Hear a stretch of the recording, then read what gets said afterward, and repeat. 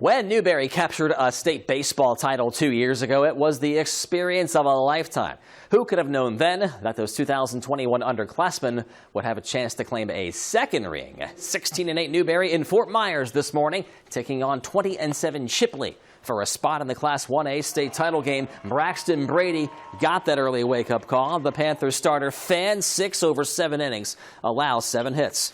And Brady lets his defense do a little work. Top of the fourth, Newberry executes the 6-4-3 double play. Threat over.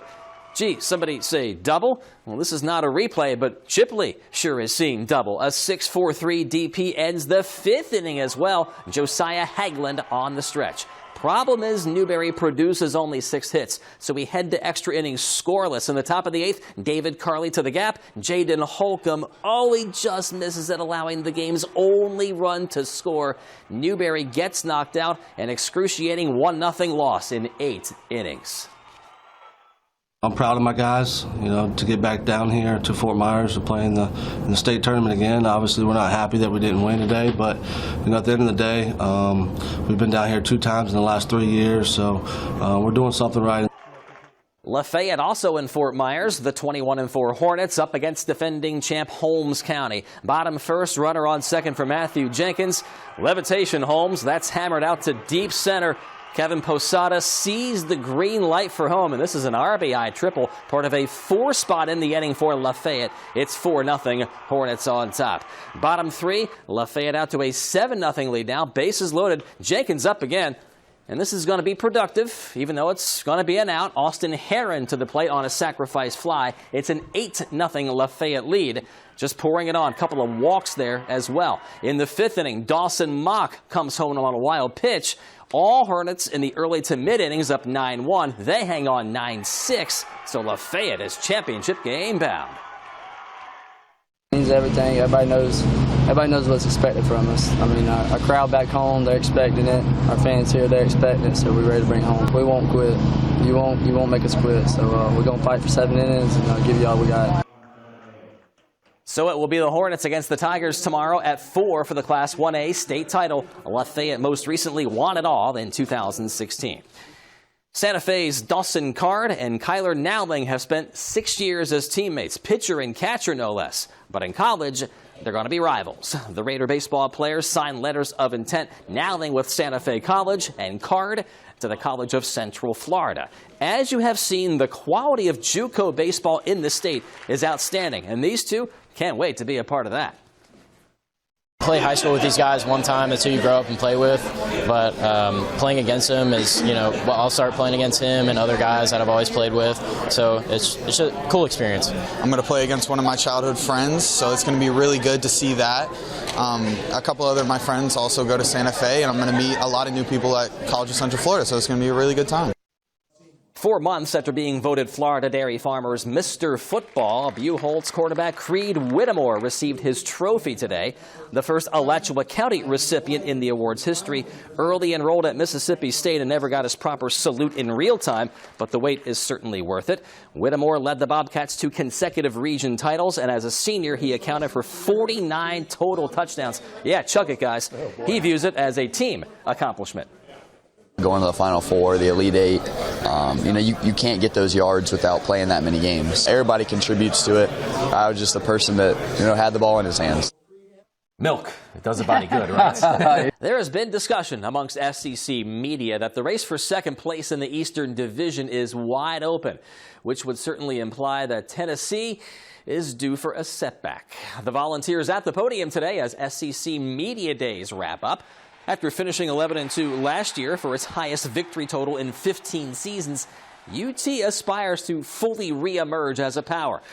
But the Volunteers have no interest in being number 2 behind Georgia. They believe they can take the division now. And it might come down to the play of 5th-year senior quarterback Joe Milton, who started the final 2 games last year following Hendon Hooker's injury. I'm extremely confident. I trust the guys around me. I trust my coaches to go through the preparation with me confidently. So, I'm extremely confident, and I'm ready for it. 4th-year Ole Miss head coach Lane Kiffin devoted a lot of his opening statement to slamming the loose rules on transfers, calling the state of college football a disaster. Now, the Rebels have been as active as anybody in the portal. They've got 40 new scholarship players this fall. And returning quarterback Jackson Dart once played for USC. So, yeah, while Kiffin plays the system to his benefit, he doesn't exactly enjoy it. I don't think that's really good for college football. These massive overhauls of rosters every year really is not in the best interest of college football. And then when you add the NIL at the same time, we got different caps and no luxury taxes and really a poor system. Ole Miss kicks off Saturday, September 2nd against Mercer. You'll have a chance to meet some Gator basketball stars of yesteryear at an exhibition Saturday at Santa Fe College. Festivities include a fan fest from 3 to 5, followed by a scrimmage involving the newly constructed Gatorverse TBT. You might recognize some of these faces, right? Yeah, Corey Brewer, Torian Green, Lee Humphrey, plus Kayvon Allen, among others. For the first time, a team of UF alumni is competing in the basketball tournament in Louisville beginning Tuesday. 64 teams, single elimination, $1 million to the champion. Thankfully, though, the Gators know a couple of guys who've won a 64-team tournament. Twice, actually. I've been training over the summer, so hopefully in pretty good shape, but we got a nice solid core of guys that are all still in kind of the prime of their careers, so I expect us to have a good team. We all want Florida basketball to be good at all times, so for us to come back, just to be around the guys a little bit, and just to be back on campus, I think is great for everybody. Huge series opener at the Trop. Rays and Orioles tied for first in the AL East. Top of the fourth inning, Aaron Hicks. He's pretty familiar with this division, right? That's into left. Now, the throw's pretty good, but the tag is not clean.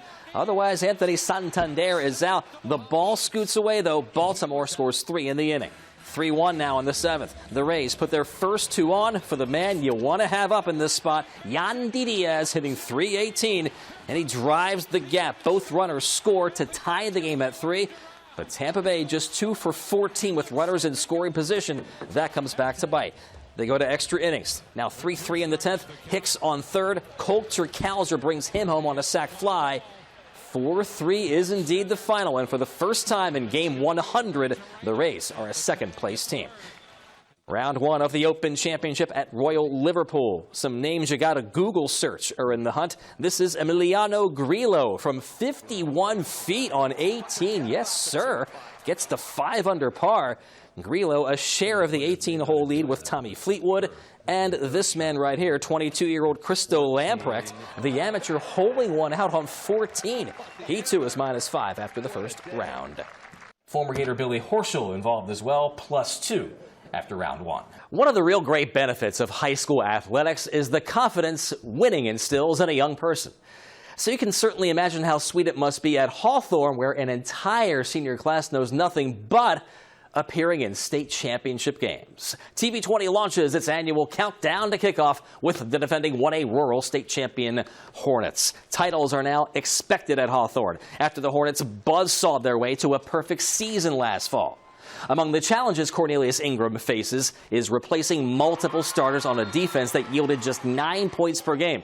Yeah, that's walking into a Hornets nest. Ingram's son CJ returns at quarterback after accounting for 21 touchdowns as a sophomore. Difficult matchups include North Marion, Union County, and South Sumter, but the elder Ingram knows how to press the right buttons. I pretty much put it on the senior class of last year. So now, you know, the juniors who are about to be seniors, they know how important it is to leave out on their own legacy. We've had a great off season. I have some really good kids. The summers that we have been going through are very intense and fast-paced because we're trying to make another run and trying to do it game by game. So it's just preparing mentally and physically. Tuesday at 6 p.m., we're profiling a team that's been to consecutive state semifinals, the Buchholz Bobcats. The dynamic coach-quarterback tandem of Mark and Creed Whittemore are gone. Leading the Bobcats this fall are head coach Chuck Bell and new QB Trace Johnson. The Bobcats also getting a late transfer, Gator commit Miles Graham, an outside linebacker. Their story, Tuesday at 6 p.m. In fact, we are staying in Alachua County for 9 days of our countdown to kickoff. Wednesday, we're checking out GHS under new head coach and Gainesville alum Ian Scott, a former NFL defensive lineman. Thursday, Eastside coming off an 8-3 campaign. The goals for Gator Hoskins in his second season. Santa Fe's turn on Friday. A lot of work ahead there after prevailing just once over the last 2 seasons. And on the weekend, we'll drop in on Newberry Saturday, St. Francis on Sunday. Anthony Richardson is now getting paid to be an NFL quarterback substantially. The former Gator and Gainesville native signs with the Colts, who drafted him 4th overall in April. And the terms, 4 years, $34 million, all of it guaranteed, including a signing bonus worth up to $21 million. Dinner is on him next time he's home, that's for sure. Richardson just turned 21 in May, but the Colts really envisioned the dual threat as a long-term solution after going through 3 different QBs last year. Richardson completed just 53% of his passes in his lone season as Florida's starter. The Chiefs expect former Gator Kadarius Toney to be ready for Week 1 after the wide receiver aggravated an injury to his knee as Kansas City opened up training camp on Sunday. Toney was hurt while fielding a punt. He has yet to play a full season since entering the NFL in 2021.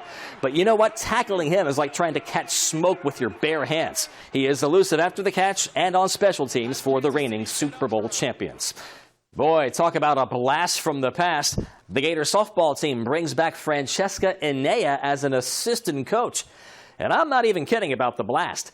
Enea played at UF from 2007 to 10, helping the Gators to their first 3 appearances in the Women's College World Series. The 3-time All-American graduated as the SEC's all-time leader in home runs with 61. And following her playing days, Enea also spent 12 years as a TV analyst. She rejoins a program that got knocked out in the NCAA regional round in May and finished 38-22. Todd Golden finalizing his Gator men's basketball schedule for year 2. Florida tips off Monday, November 6th, the earliest allowable start at home versus Loyola, Maryland. But the one non-conference game that'll get you most excited is a November 17th home game against Florida State. That's a Friday night. The Gators rallied from 19 points down to win in Tallahassee last year. You might recall that dunk by Alex Fudge. The Seminoles are one of 6 Power Conference opponents on the non-league schedule. And after holding one exhibition in Gainesville, Team Gatorverse plays its first game in the basketball tournament Tuesday afternoon. The group of Florida alumni face Shell Shock, that's a Maryland alumni squad, at 4 o'clock in Louisville. Kevin Wells, TV 20 Sports.